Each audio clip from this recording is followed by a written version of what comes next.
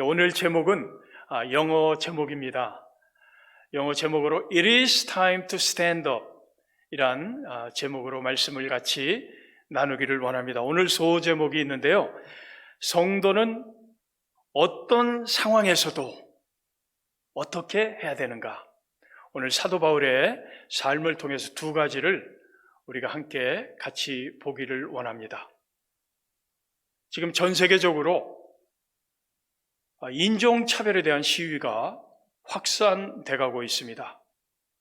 특별히 한국에서도 인종차별에 대한 시위를 했다는 얘기를 제가 들었습니다. 엊그저께 밴쿠버에서도 인종차별에 대한 데모가 있었다고 소식을 제가 들었습니다.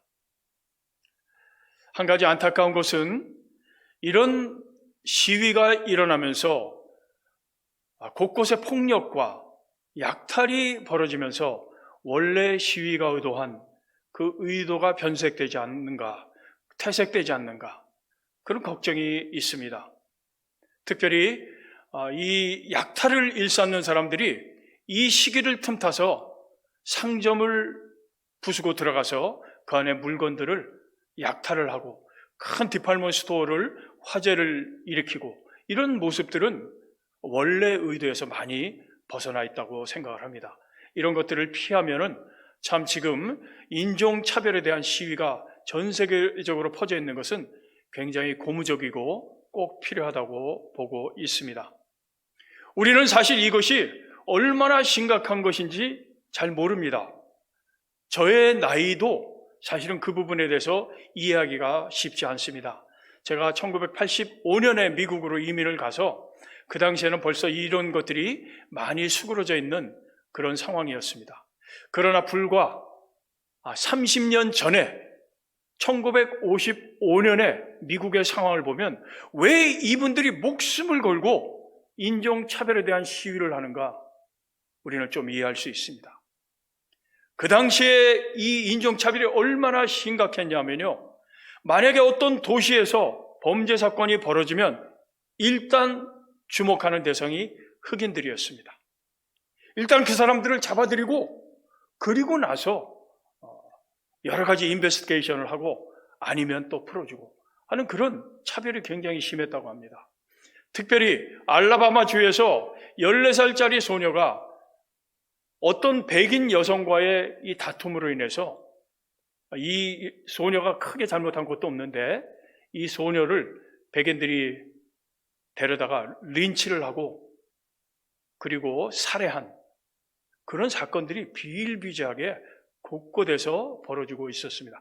1900년도 초에 알라바마 주의 몽고메리 시에는 시리의 법규를, 어떤 법규를 정했냐면요, 흑인과 백인이 있는 퍼블릭 장소를 정해놓을 정도로 심각했습니다. 특별히 버스에, 제가 그 지도를 보니까요, 그 당시에 벌어졌던 그 버스의 처음 첫째, 둘째, 셋째, 넷째 줄은 백인석입니다. 그리고 다섯째 줄서부터 마지막 줄까지는 흑인석이라고 걸어놓는 그런 팻말이 있었습니다. 그 당시에 몽고메리 주의 75% 버스 이용자가 흑인이었다고 합니다. 그럼에도 불구하고 만약에 백인이 그 4줄 이상의 사람이 승차를 하면 버스 드라이버가 와서 그 5째 줄에 있는 사람들을 일어나게 합니다. 아니면 6째 줄에 있는 사람들을 일어나서 뒤로 가라고 하고 그 팻말을 뒤쪽으로 옮깁니다. 그리고 백인이 그 자리에 앉게 만듭니다. 여러분 잘 아시는 것처럼 로사 파키 1955년 12월에 디팔먼트 스토어에서 이분이 세임스트레스로 이 재봉을 하면서 그런 일로 먹고 사는 사람이었는데, 이분이 그날도 버스를 타고 집에 가면서 이분이 그날은 마음의 결단을 했다고 합니다. 내가 오늘은 무슨 일이 있어도 내 자리를 양보하지 않겠다.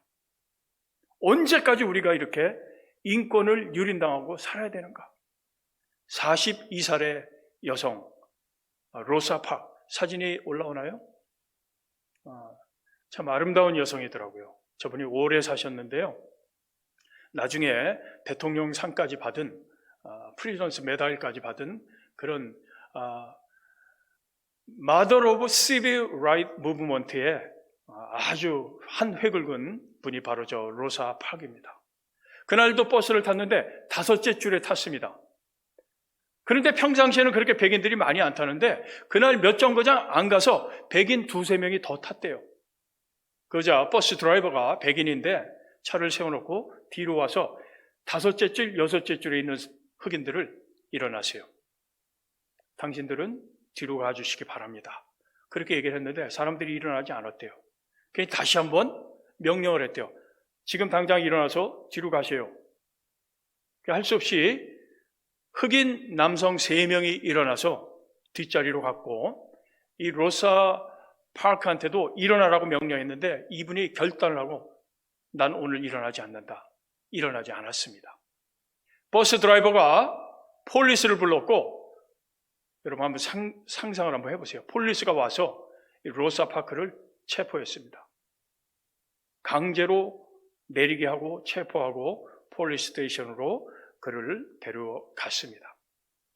이 사건이 얼마나 큰 파장을 일으켰는지 그 당시에 로사 파크는 이런 마음을 갖고 내가 다시는 이런 인권이 유린되는 이런 상황 가운데 내가 다시는 굴복하지 않겠다는 마음을 먹었는데요. 그분이 나중에 아리글을 이런 글을 썼습니다. In quiet strength, 아주 조용한 힘이란 그곳에서 지난 세월 동안 배운 것은 꼭 해야 되는 일은 인생에 꼭 해야 되는 일이 있다면 그 일로 인하여 두려움에서 벗어날 수 있다. 이 흑인 남성들은요, 이 백인 버스 드라이버가 일어나라고 할 때 할 수 없이 두려움에 다 물러갔는데 이 로사 파크는 일어나지 않았습니다. 수많은 해 동안 내 백성이 불평등한 대우를 받는 것에 비하면 내가 당하게 될 일은 그리 중요하지 않다. 그 당시에 이렇게 백인 사회에 대항했던 사람들은요, 굉장한 압박을 받는다고 합니다. 살해 위협을 많이 받고 KKK가 살해하려는 위협을 많이 주고 곳곳에 위험이 도사리고 있다고 합니다. 나는 그 자리에 앉는 것이 두렵지 않다. 나는 주님께서 내게 힘을 주셔서 어떤 환난이 닥쳐도 이길 힘을 주실 것을 느꼈다. 그날 느꼈다는 것입니다. 그러면서 그분이 뭐라고 얘기를 했냐면요, It was time to summon stand up. It was time to summon stand up. 항상 백인이 누르고 있는 그 오버파워링하고 있는 그곳에 그냥 끌려다니면서 유린당하면서 살 것인가? It was time to summon stand up. Or in my case, sit down. 그러면서 이분이 움직이는 것을 거부했습니다.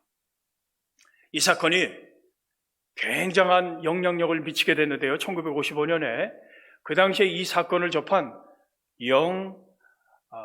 아프리칸 아메리칸 패스터가 있었습니다. 흑인 목사님인데요. 침례교 목사님이 계셨는데 이 알라바마 몽고메리의 마틴 루터 킹 주니어 목사님이 이 소식을 듣고 이 몽고메리에 있는 이 버스를 보이콧하는 운동을 시작했습니다. 수없이 많은 사람들이 거기에 동참을 했고요. 그러자 이 시리에 있는 그 버스 회사가 도산의 위기를 당하게 되고요. 그 시리에는 그 보이콧을 주관하고 있는 120명 이상 되는 사람들을 다 감옥에 쳐넣습니다. 마틴 루터 킹 주니어도 감옥에서 자기 번호를 가지고 찍은 사진을 제가 보았습니다. 이것이 거기서 끝이지 않고요. 전국적으로 확산돼서 퍼지기 시작하면서 이 보이콧과 이 프로테스트가 전국적으로 퍼지면서 마침내 미국 대법원에서 이 문제를 가지고 이 시리가 과연 옳은가 아닌가 이 문제를 가지고 대법원에서 판결을 내리게 되었습니다. 그러면서 대법원의 판결은 이 로사 파괴 거부 운동을 시작을 해서 마지막 판결은 미국의 14번째 어멘먼트 헌법 수정 조항에 의하면 미국에 있는 모든 시민, 칼라와 이런 모든 것, 종교와 이런 모든 것들을 떠나서 미국에 있는 모든 시민, 미국에 와서 이민을 와서 시민이 된 모든 사람들은 미국이라는 법 아래서 동등하다라는 판결을 내렸습니다. 인종차별은 합법적이지 않다라는 판결을 내리기 시작했고, 그때부터 흑인들이 블랙 오니, 화이트 오니라는 이런 모든 구분하는 것이 없어지면서 지금까지 계속해서 흑인들의 인권이 사회에서 많이 존중을 받게 되었습니다. 이것은 우리 특별히 아시안에게도 굉장히 중요한 문제라고 생각을 합니다.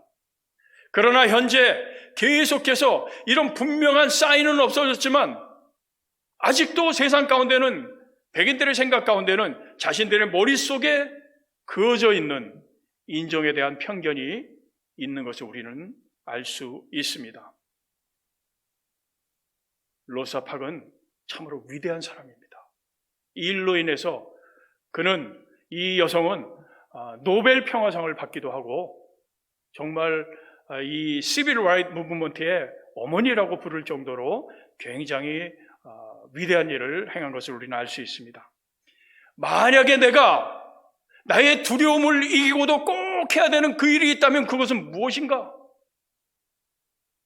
생명에 관한 일이라면 두려움을 이기고 나설 수 있다고 봅니다. 오늘 말씀을 통해서 바울도 이와 같은 상황에서 바울은 어떻게 자신이 가지고 있는 이런 상황을 이겨낼 수 있는가? 이 말씀을 통해서 우리가 같이 두 가지 보기를 원합니다. 16절에 보니까 우리가 로마에 들어가니 바울에게는 자기를 지키는 한 군인과 함께 따로 있게 허락하더라. 바울이요, 약간의 자유는 있었습니다. 바울은 다른 죄수처럼 그런 심한 죄가 아니고 약간의 자유를 허락한, 자기가 새 집을 내고 함께 있을 수 있도록 했습니다. 그러나 여기에 보면요, 한 군인과 함께 따로 있었다 얘기를 합니다. 이게요, 사실은 자유가 아닙니다. 이 군인과 함께 착고를 차고 같이 있는 거예요. 24시간. 아마 화장실 갈 때 잠시 풀어줬겠죠. 나중에 보면 우리가 말씀 20절에 보면 이스라엘의 소망으로 말미암아 내가 이 쇠사슬의 메인바 되었노라. 발에 아마 이 착고가 그 당시에 발에 착고를 차니까 발에 착고를 차거나 손에 착고를 상태에서 메인바 된 상태에 있었습니다. 바울은 그동안 복음을 증거할 때 자유롭게 돌아다녔어요. 제가 한 학자가 바울이 다닌 거리를 계산한 것을 보았습니다. 2차 선교 여행 때 바울이 다닌 거리를 이분이 추정을 했는데 4,800km를 바울이 다녔대요. 아마 지금 1, 2, 3차 선교 여행과 지금 로마까지 간 이런 모든 상황을 본다면 바울이 다닌 거는 2만 킬로미터를 훨씬 넘었을 것입니다.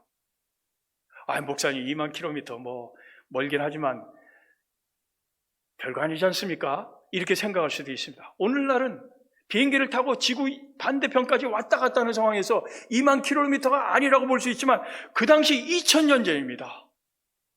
2000년 전에 2만 킬로 이상을 왔다 갔다 한다는 것은 대단한 것입니다.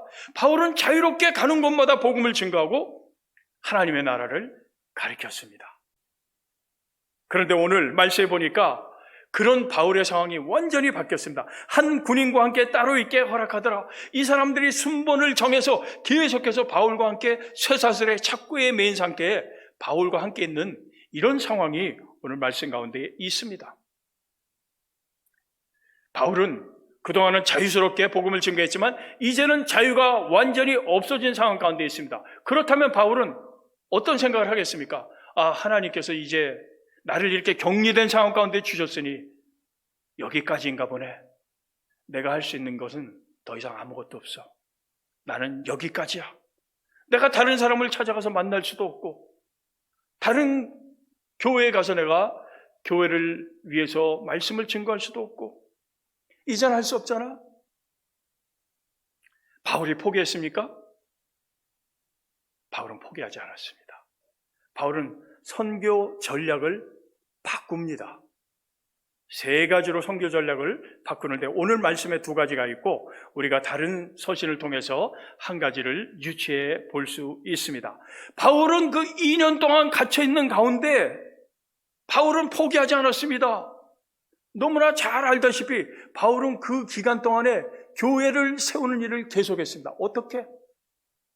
서신을 보냈어요. 여러분들이 너무나 잘 아시는 에베소서, 빌립보서, 골로새서, 그리고 한 개인에게 보낸 빌레몬서, 이 4개의 서신을 이 사역하는 그 가운데 보냅니다. 이 교회에게 보낸 이 편지는요, 특별한 목적을 가지고 바울이 기록을 했고, 단지 그 교회뿐만 아니라 그 근처에 있는 모든 교회들을 세우기 위해서 바울이 보낸 것을 알 수 있습니다. 이 편지 서신은요, 그 교회만 읽는 것이 아니라 돌려가면서 읽도록 고안되어 있습니다. 골로새서 4장 16절을 보면요, 이 감옥에서 바울이 편지를 이렇게 해서 보냅니다. 골로새 교회에게 이 편지를 너에게서 읽은 후에 라우디게아인의 교회에서도 읽게 하고, 또 라우디게아로부터 오는 편지를 너희도 읽어라. 골로새하고 라우디게아는 같은 지역입니다. 가까운 지역이에요. 에베소도 같은 지역이에요. 다 그 지역이에요. 골로새에 편지를 보내고 너희가 읽은 다음에 라우디게아에게 보내서 그 교회도 읽게 하라. 그리고 라우디게아에서 오는 편지를 너희도 읽어라. 이렇게 얘기를 합니다. 감옥에서. 여러분, 우리가 알다시피 라우디게아 서는 없습니다. 이 라우디게아 서는요, 에베소서입니다. 거의 같은 시간에 편지를 보내고, 에베소에 있는 교회들에게 우리가 에베소를 읽으면서 공부를 하면서 얼마나 은혜를 받았습니까? 하나님의 그 은혜의 풍성한 그 가운데 성도들이 들어가 있다는 이 아름다운 하나님의 그 영광에 찬송이 된다는 이 아름다운 서신을 이 감옥에서 쓰신 거예요. 그 교회를 세우기 위해서 에베소에 편지를 보냈고, 그 편지가 라우디게아 교회로 가게 했고, 라우디게아를 거쳐서 골로새에 가게 했고, 골로새에 보낸 편지는 거꾸로 돌아서 또 이것저것 편지를 읽게 만들었습니다.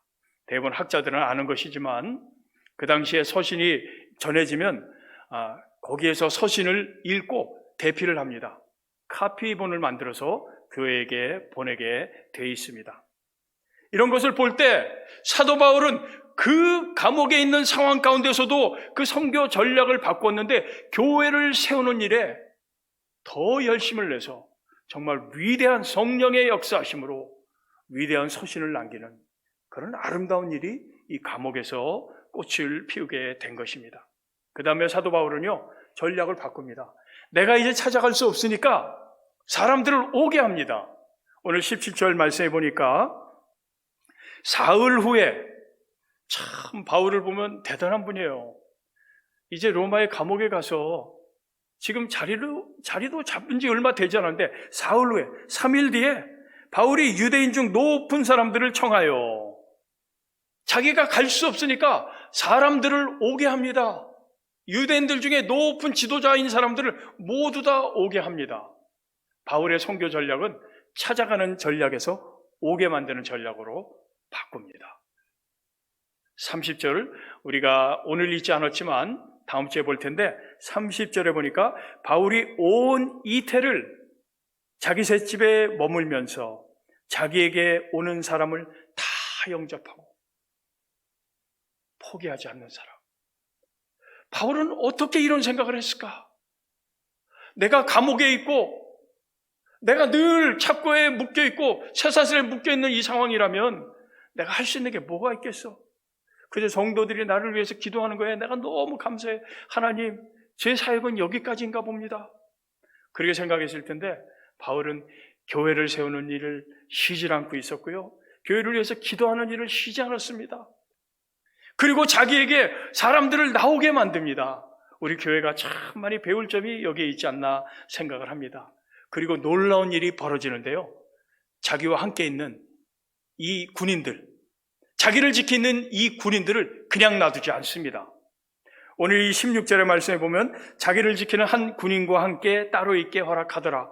이 한 군인이라고 여기 나와 있지만요, 이 사람들이 교대로 바울을 지키고 있었습니다. 이 사람들이 누구냐면요, 모든 학자들이 동일하게 말하는 이 사람들은요, 이 로마 황제의 시위대입니다.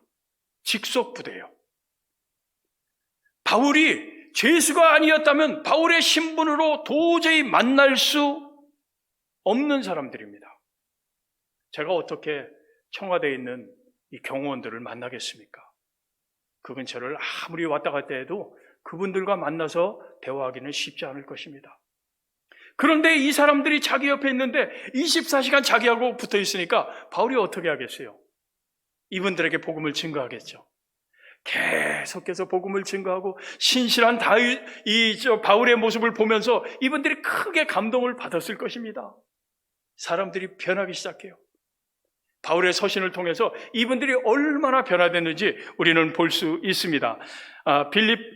빌립보서 1장 12절 13절에 보니까 빌립보 교회에 감옥에서 이렇게 편지를 합니다. 형제들아, 내가 당한 일이 도리어 복음 전파의 진전이 된 줄을 너희가 알기를 원하노라. 자기를 위해서 걱정하고 기도하는 그 교인들에게 이렇게 편지를 합니다. 여러분들 나를 위해서 너무 걱정하지 마세요. 오히려 이 일이 복음의 진전이 되었습니다. 13절, 이러므로 나의 매임이 그리스도 안에서 모든 시대 안과 모든 시대 안이라고 얘기를 합니다. 그 밖에 모든 사람에게 나타났으니 놀라워요. 자기를 지키고 감시하는 그 사람들에게 복음을 증거한 거예요. 나중에 서신에 보면 마지막 인사 말에 특별히 여러분들에게 문안합니다. 그 중에 가이사의 집 몇 사람이 나와 함께 문안합니다. 이 사람들이 철저하게 사도 바울의 동역자로 바뀌어버립니다. 어떻게 사도 바울은 이런 사람일까? 제가 묵상하면 묵상할수록 너무나 고개가 숙여지고 배울 점이 너무나 많아요. 사도 바울은 그런 극악한 상황, 격리된 상황 가운데서도 복음의 진전을 위해서 항상 힘썼습니다. 복음의 진보를 위해서 힘썼어요. 이 복음의 진전이란 무엇을 말할까요? 첫 번째는 사도 바울의 이 사역을 통해서 본다면 그리스도를 증거하는 것입니다. 그리스도의 복음을 증거해서 죄악 가운데 있는 사람들이 예수 그리스도의 피공로를 의지하여 구원을 받고 그곳으로 끝나는 것이 아니라 예수 그리스도를 통해서 하나님 앞에 나오고 예배자로 바뀌어지는 이 두 가지가 복음의 진전입니다. 그것이 바로 교회가 마땅히 해야 되는 것을 사도 바울이 감옥에서 그대로 해요. 감옥에서 교회들을 세우는 그 서신서를 곳곳에 보냅니다. 여러분들이 에베소서를 읽어보면요, 그 감옥에서 그 교회가 어떤 곳인지, 교회는 어떻게 구성이 되어 있는지 정말 아름다운 서신을, 에베소서를, 교회에 관한 서신을 기록합니다.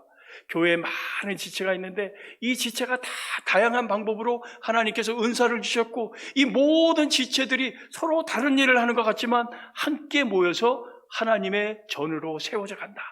이런 아름다운 교회를 세우는 일을 사역 가운데 합니다. 이것이 바로 복음의 진전의 일부분입니다. 많은 사람들이 복음을 너무나 착각하고 있어요. 복음은 예수 그리스도를 증거하고 구원받는 것입니다 라고 얘기하는데 그것이 끝이 아닙니다. 요즘에 우리가 신명기를 읽지 않습니까? 신명기를 통해서 우리가 분명히 알 수 있는 것은 하나님의 백성으로 부름받는 것은 시작이라는 것입니다. 하나님과 동행하는 삶의 시작입니다. 복음의 진전이라고 하는 것은, 이 전반적인 것은 예수 그리스도를 통해서, 예수 그리스도의 구원의 소식을 통해서 하나님 앞에 나와서 하나님과 동행하고, 저는 복음을 얘기할 때 항상 세 가지를 동시에 염두에 두고 있습니다. 성부와 성자와 성령의 역사입니다. 이 세 역사가 복음이라는 이 메시지 안에 동일하게 세 분이 함께 역사하시고 세 분이 함께 이 모든 일을 통해서 영광을 받으십니다.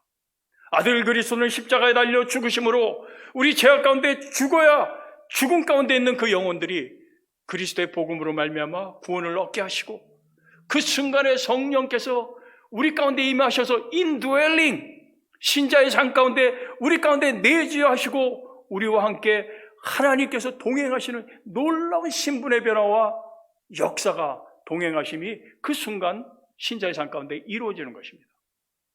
그것으로 끝나는 것이 아니라 이 일을 통해서 우리는 하나님 앞으로 나가는 것입니다. 예수님께서 복음을 얘기할 때마다 그 얘기를 항상 하세요. 요한복음 14장 6절에 보면 이런 얘기를 합니다. 내가 곧 길이요 진리요 생명이니 나로 말미암지 않고는 아버지께로 올 자가 없느니라. 예수 그리스도의 십자가는, 주님의 십자가의 희생을 통해서 우리 모든 사람들이 아버지 하나님 앞에 나와서 아버지 하나님을 기뻐하고 아버지 하나님을 찬양하고 아버지 하나님을 예배하는, 아버지 하나님이 기뻐하시는 그 모습이 복음의 완성입니다. 왜 예수님 믿고 우리가 구원을 따놓은 당상이니까 내 마음대로 살겠다고 헛된 생각을 하십니까? 그렇지 않아요. 복음을 받게 되면 사람이 바뀝니다. 성령께서 우리를 가만 놔두지 않아요. 과거에 내가 죄악 가운데 살아있던 이 모습들을 성령께서 깨우쳐 주시고 우리가 날마다 예수님을 닮아가도록 재촉하세요. 삶이 완전히 바뀌어버려요. 그리고 하나님 앞에 예배로 나올 때 우리 삶이 너무 기쁘고 하나님이 그렇게 흠모하는 하나님의 백성, 하나님의 자녀, 하나님의 신명기의 말씀이 우리에게 주고 있잖아요. 나는 너를 창조한 너의 아버지다. 아버지와 아들과의 만남이 이루어지는 것이 예배입니다. 주님께서 수가성에 있는 여인한테 그렇게 얘기를 했잖아요. 아버지께 나가는 자는 신령과 진정으로, 영으로 아버지께 나가야 된다. 예수 그리스도를 통해서 하나님 앞에 나가고 하나님 앞에 백성들이 기뻐하고 우리 삶이 드디어 우리의 신분을 회복하고 우리가 누구를 찬양해야 되는지, 누구에게 예배 드려야 되는지, 이것이 교회가 존재하는 목적이고 이것이 예수 그리스도의 복음의 선포의 목적인 것입니다. 이 순서를 차등을 두는 것은 참 좋지는 않다고 보지만 이 복음의 가장 핵심에는 예배가 있습니다.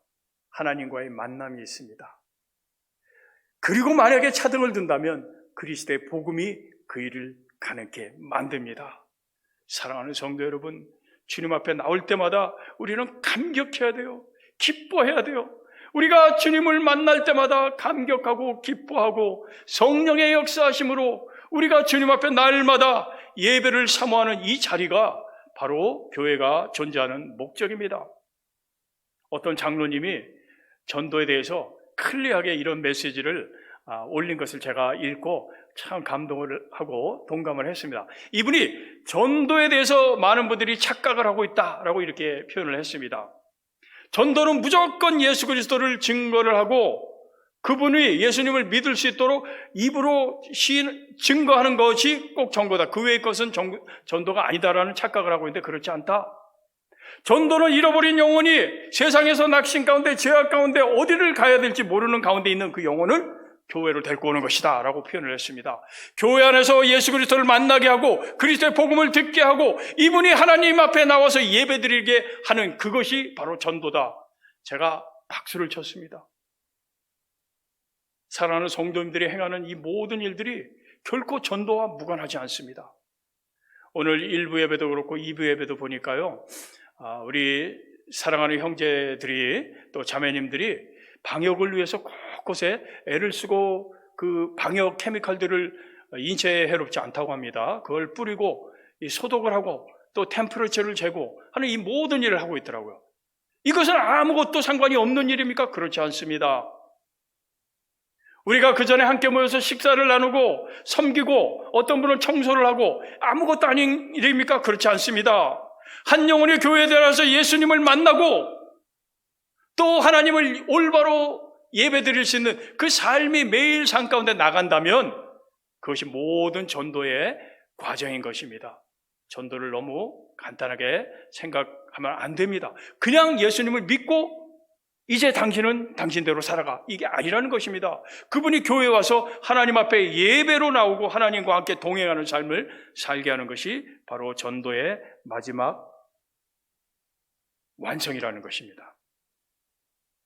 사랑하는 성도 여러분, 사도 바울은 어떤 상황 가운데서도 복음의 진보를 위해서 포기하지 않았습니다. 우리도 지금 어려운 상황 가운데 있는데요, 우리가 교회의 존재 목적을 분명히 클리어하게 이해를 하고 주님이 오시는 그날까지 우리는 사명을 다해야 될 것입니다. 주님이 이 땅 가운데 유일하게 세우신 기관은 두 개입니다. 하나는 가정이고 하나는 교회입니다. 가정은 너무나 아름다운 것입니다. 가정에서 우리는 예수님을 생각하고 묵상할 수 있습니다. 가정에서 우리는 예수님의 사랑을 경험할 수 있어야 되는 것입니다. 그러므로 우리는 가정에 신실하게 우리의 할 일을 다 해야 되는 것입니다. 오늘 파더스데이인데 아버지는 가정을 위해서 희생하고 헌신하고 이런 모든 것들을, 또 아내는 자녀들은 존중을 하고 감사하고, 이것이 하나님께서 가정을 세우신 그 목적인 것입니다. 교회를 세우신 목적도 이와 같습니다. 교회를 통해서 많은 사람들이 예수님을 만나고 또 복음이 증거되고 그 사람들이 하나님 앞에 나와 하나님을 찬양하고 예배하는 것입니다. 사랑하는 성도 여러분, 진음을 위해서 일어나시기 바랍니다. It is time to stand up. 왜 안 일어나세요? 마음속으로. 이 첫 번째예요. 두 번째는 오늘 말씀 가운데 보면 이제 18절서부터 22절까지 있는데요. 성도는 어떤 상황에서도 그리스도께 묶인 자인 것을 우리는 잊지 말아야 됩니다. 오늘 말씀 가운데 보면요, 바울이 18절에 이 유대의 지도자들을 오게 한 후에 자신의 변론을 합니다. 왜 변론을 할까? 여기 생각해 보면요, 바울의 깊은 의미가 우리는 말씀 가운데 볼 수 있습니다. 오늘 17절 뒷부분에 보니까 유대인 중 높은 사람들을 청하여 그들이 모인 후에 이르되, 여러분 형제들아, 내가 이스라엘 백성이나 우리 조상의 관습을 배척한 일이 없는데 예루살렘에서 로마인의 손에 죄수로 내준 바 되었으니 로마인들은 나를 신문하여 죽일 제목이 없으므로 석방하려고 했습니다. 그런데 유대인들이 반대하기로 내가 마지못하여 가이사에게 상소한 것입니다. 내가 결코 여기 온 것은 우리 유대 민족 이스라엘 백성들을 가이사에게 고발하려고 온 것이 아닙니다. 이것 때문에 바울은 지금 변론을 하고 있는 것입니다. 혹시 이 사람들이, 바울은 지금 모르잖아요. 계속 붙들려 있는 상황이니까 밖에서 나에 대해서 어떻게 생각을 할까? 내가 복음의 진보를 위해서 노력을 하고 있는데 이 사람들이 혹시 오해하고 있지 않을까? 바울의 오해는, 바울 저 사람은 유대인들이 생각하기에 유대 민족들을 가이사에게 항소해서 우리를 해롭게 하려고 이곳에 왔다라고 잘못 생각한 것은 아닌가, 그렇게 생각을 한 것입니다. 그렇기 때문에 그 사람들이 오자마자 이런 얘기를 합니다. 내가 이스라엘 백성이나 우리 조상의 관습을 배척한 일이 없는데 예루살렘에서 로마인의 손에 죄수로 내준 바 되었습니다. 여기 킹제임스 버전에는 여기 한 단어를 더 넣습니다. 저는 그게 훨씬 더 문맥상 맞다고 봅니다. 내가 이스라엘 백성이나 우리 조상의 관습을 배척한 일이 없는데 yet 이란 단어를 넣습니다. 그럼에도 불구하고 yet I was delivered prisoner from Jerusalem into the hands of Romans. 그럼에도 불구하고 yet 아무 내가 잘못함이 없는데 내가 예루살렘에서 로마인들의 손에 죄수로 넘겨준 바 되었다라고 이렇게 표현을 하고 있습니다. 내 민족을 고발하려고 하는 생각은 나는 추후에도 없었습니다. 내가 얼마나 내 민족을 사랑하는지 내 얘기를 한번 들어보세요. 그러면서 얘기를 합니다. 바울이 지금 이렇게 변론하는 이유는 세 가지 이유 때문에 변론합니다. 바울의 이 마음을 한번 헤아려 봐야 됩니다. 왜냐하면 바울의 마음 가운데는 그 자기 동족에 대한 사랑이 멈추지 않았어요. 저는 오늘 이 바울의 모습을 보면서 내가 정말 우리 민족을 얼마나 사랑하는가 한번 생각을 해보고, 우리 민족을 위해서 계속 기도하고 민족의 복음화를 위해서 계속해서 기도하고 애써야 되겠다는 생각을 했습니다. 바울은 자신의 유대인으로 태어나서 유대인 내 민족을 위해서 자신의 모든 것을 바칠 각오가 돼 있었습니다. 오늘 말씀해 보니까 20절에 이렇게 얘기합니다. 이러므로 너희를 보고 함께 이야기하려고 청하였으니 이스라엘의 소망으로 말미암아 내가 이 쇠사슬에 매인 바 되었노라. 자신은 지금 묶인 이 이유가 이스라엘의 소망을 위해서 묶였다. 유대인들을 구원하기 위해서 묶였다. 이 소망이란 것은 한마디로 예수님은 그리스도다, 예수님이 메시아다 하는 그 메시지를 말하고 있습니다. 단순히 부활에 대한 소망뿐만 아니라 구약에서부터 계속 얘기했던 그 메시아에 관한 메시지, 선지자들을 통해서 계속 예언되었던 그 메시아가 바로 예수 그리스도다 하는, 그 예수님이 이 메시아다 하는 그것이 바로 소망의 메시지인 것입니다. 단순히 예수님은 메시아뿐만 아니라 이제 마지막 날 재림할 때는 이 온 이스라엘의 왕으로 오실 그분이 바로 예수님이다. 이스라엘뿐만 아니라 모든 열방의 주님으로 오실 분이 바로 예수 그리스도, 그분이 우리 이스라엘 백성의 호프다. 그 메시지를 전해주기 위해서 자기가 쇠사슬에 묶인 바 되었다는 것입니다. 사도 바울은 자신의 상황 가운데 자신이 지금 왜 이 상황 가운데 있는지 분명히 알았습니다. 저는 상황을 사실은 그냥 보내진 않습니다. 어떤 상황이 오면 저는 항상 하나님의 뜻을 구합니다. 이 상황은 왜 하나님께서 이런 상황을 주셨는가? 이 코비드-19 이 팬데믹 시츄에이션도 저는 그런 가운데서 기도하고, 여러분들 대부분 다 그러시겠죠. 그러나 때때로 그 상황을 이해하지 못하는 사람들이 있습니다. 내가 왜 이런 상황에 여기 있을까? 왜 하나님께서 나를 여기 있게 하셨는가? 내가 있던 그곳에 있으면 얼마나 좋았을까? 사도 바울은 자기가 왜 그곳에 있는지 분명히 알았습니다. 첫 번째는 내 민족을 위해서 자신이 쇠사슬에 묶여 있다는 것을 분명히 알았습니다. 그것으로 끝났는가? 그렇지 않습니다. 우리 교회도 생각해 보면요, 우리 교회의 이름을 저는 항상 생각할 때 내 전도의 대상이 누구인가 이름을 보면서 저는 항상 기도하고 있습니다. 이 밴쿠버 한인 침례교회거든요. 밴쿠버라는 지역이 있고요, 한인이라는 그 이름이 그 사이에 들어가 있습니다. 그래서 저는 늘 교회를 위해서 기도할 때마다 이 밴쿠버에 있는 아직 복음을 접하지 못한 우리 한인들, 우리 골육들을 위해서 기도하고 그분들을 전도하기 위해서 애쓰고 있습니다. 그러나 교회는 우리 골육과 우리의 형제들뿐만 아니라 우리와 인종이 다르고 컬러가 달라도 그 모든 사람들이 그리스도의 복음의 대상이라는 것을 분명히 알고 있어야 됩니다. 사도 바울은 에베소서에 보낸 편지에서 이렇게 얘기합니다. 에베소 3장 1절에 보면 이러므로 그리스도 예수의 일로 너희 이방인을 위하여 갇힌 자 된 나 바울이 말하거니와. 교회는 단순히 자기 민족만 복음화하려고 주님께서 세운 것이 아닙니다. 우리 민족이 아니더라도 이방인이라고 우리가 보기에 전혀 다른 랭귀지를 사용하고 전혀 다른 컬러를 가지고 있고 전혀 다른 문화를 가지고 있는 그들도 그리스도의 복음으로 요한계시록에 나와 있는 주님이 재림하고 하나님의 놀라운 영광으로 모든 백성을 모을 때 요한계시록에 있는 말씀처럼 만 백성과 열방과 방언과 모든 사람들이 모여서 주님을 찬양하는 그날을 꿈꾸는 것이 바로 교회가 아닌가 생각을 합니다. 그리고 세 번째로 보면요, 바울은 자기 백성과 이방인들을 위해서 갇혔다고 얘기했고요. 그리고 세 번째, 이게 너무나 중요한 것인데 바울은 스스로 그리스도를 위하여 갇혔다는 것을 분명히 알았습니다. 이 빌레몬서가 이 바울이 로마에서 감옥에서 보낸 서신인데 빌레몬서 1장밖에 안 되거든요. 1절에 이렇게 스스로 표현합니다. 그리스도 예수를 위하여 갇힌 자 된 바울.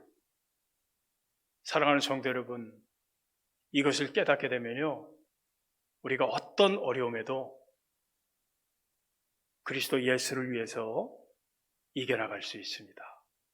사도 바울은 그 상황을 그리스도 예수를 위해서 예수님과 함께 연합되고 예수님과 함께 묶여 있다는 이런 상황 가운데 날마다 그 감옥이 찬송과 기도로 끊이지 않았다는 것을 의심치 않습니다.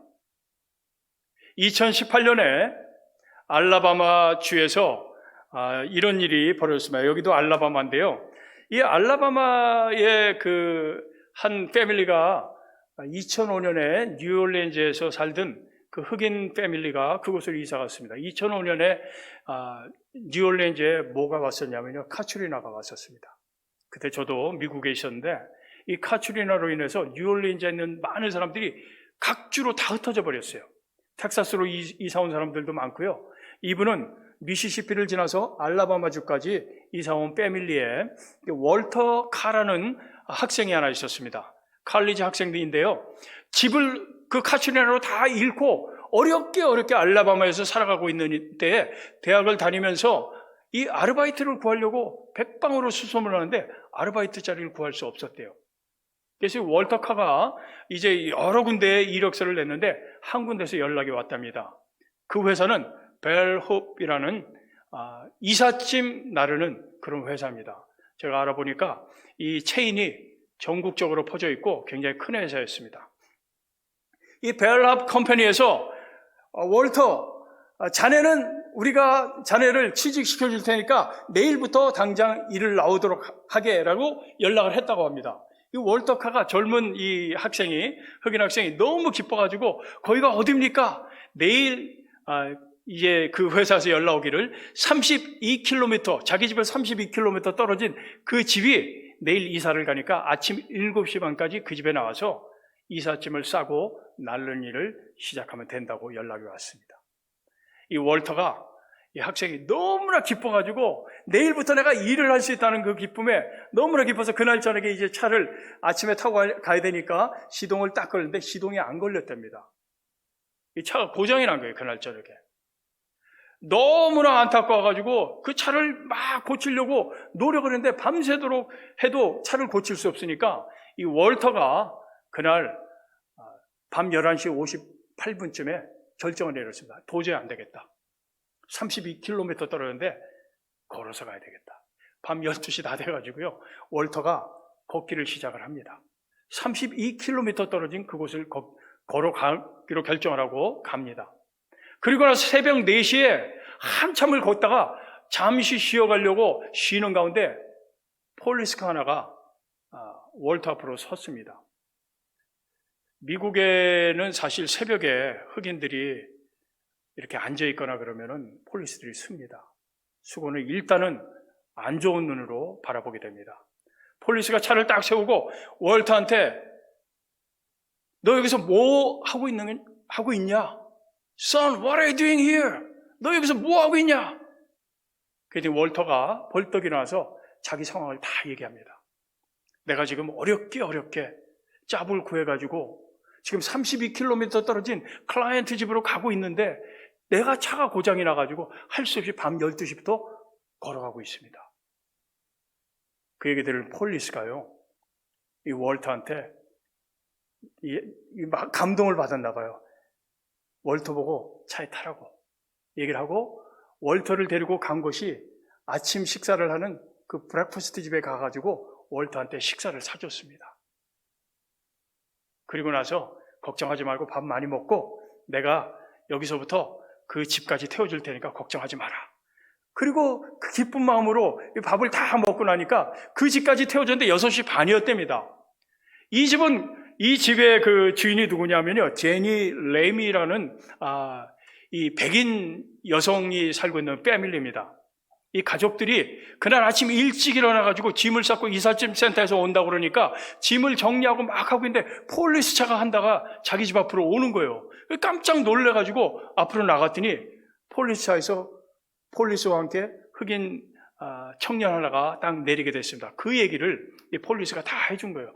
얘가 지금 이제 여기 일하러 왔는데 지금 어제 저녁에 차가 고장나가지고 첫 짭이 돼가서 오늘 여기 당신 집에 오는데 32km 되는 20마일 되는 그곳을 지금 걸어서 오는 걸 내가 발견하고 같이 식사하고 여기 데리고 왔습니다. 이 얘기를 듣고요, 이 제니 램이라는 사람이 보통이 아닙니다. 크게 감동을 받았나 봐요. 이 젊은 청년이 자기 상황에 굴하지 않고 걸어서 온다고 생각하고 신실하게 약속을 지키려고 7시 반까지 도착하려고 걸어왔다는 생각에 너무 감동을 받고 이분이 월터 위층에 올라가서 몇 시간 좀 자다가 피곤할 테니까 우리 천천히 내려와서 같이 짐을 나누라고. 그런데 이 월터가 아닙니다. 나는 지금 너무나 기뻐요. 내가 지금 일할 수 있는 것 자체만도 너무나 기쁘고 감사해서 나는 쉬지 않을 겁니다. 하고 그곳에서 처음부터 끝까지 신세하게 그 이삿짐을 모두 다 기쁜 마음으로 날려줬다는 거예요. 이 제니 램이라는 이 여성이요, 너무나 감동을 받고 페이스북에 이 사건을 다 올립니다. 이런 일이 있었는데 이 월터 카라는 이 흑인 이 칼리지 학생한테 크게 감동을 받았다고 그 스토리를 쭉 기록을 했는데 이 이야기가 전달이 되고 수없이 많은 사람들에게 전달이 됩니다.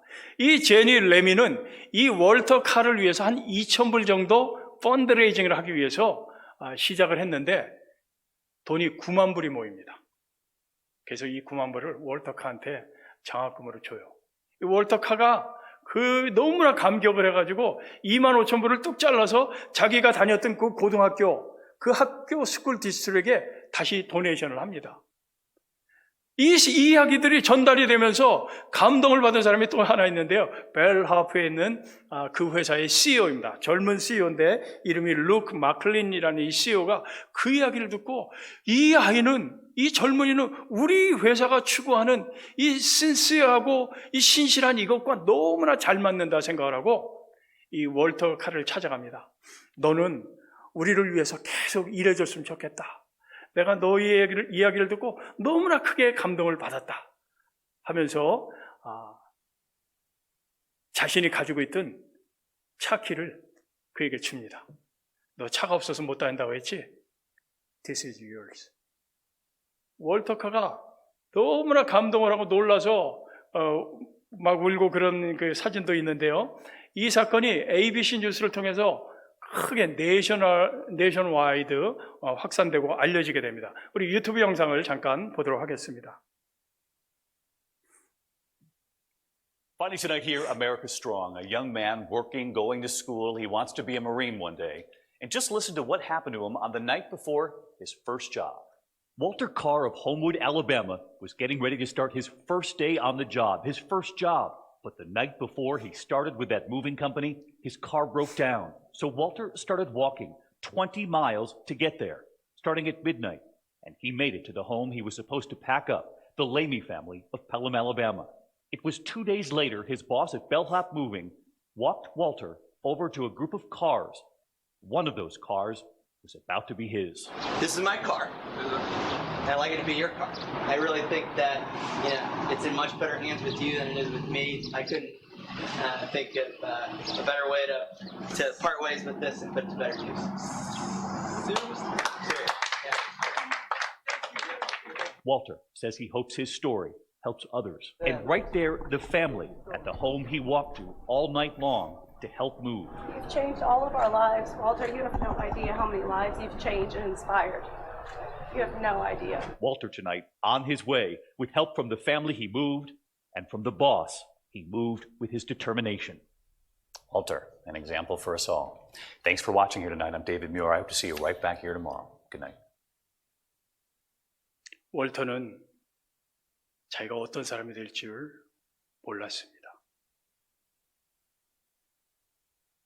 만약에 사랑하는 성도님이 그리스도께 묶인 자라면 우리는 어떤 사람이 될지 아직은 모릅니다. 그러나 분명한 것은 인생의 가장 어두운 시간을 지날 때 그때 우리는 우리가 어떤 사람이 될지 그때 우리는 알 수 있습니다. 인생의 가장 어둡고 힘들고 어려운 그 시절에 내가 걸어가기로 결정하는 그 순간 성령께서 우리를 도우시고 우리와 함께 걸어가십니다. 그때 우리는 만들어지는 겁니다. 많은 사람들이 우리가 뭐가 되려고 노력합니다. 놀랍게도 주님의 방법은 항상 같습니다. 인생의 가장 어려운 때, 가장 힘들다고 생각하는 그때에 포기하지 마시기 바랍니다. and start working. 걷기를 시작하시기를 바랍니다. 그때 당신은 예수님 안에서 성령께서 놀라운 사람으로 만들어 가실 것입니다. Don't give up. Now it is time. 주님을 위하여 걷기를 원하시는, 주님을 위하여 묶인 자 되기를 원하시는 성도 여러분, It is time to stand up.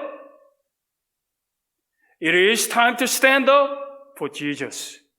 예수님을 위해서 일어나시고 걸어가시기 바랍니다. 그때 놀라운 사람으로 변화될 것입니다. 기도하시겠습니다.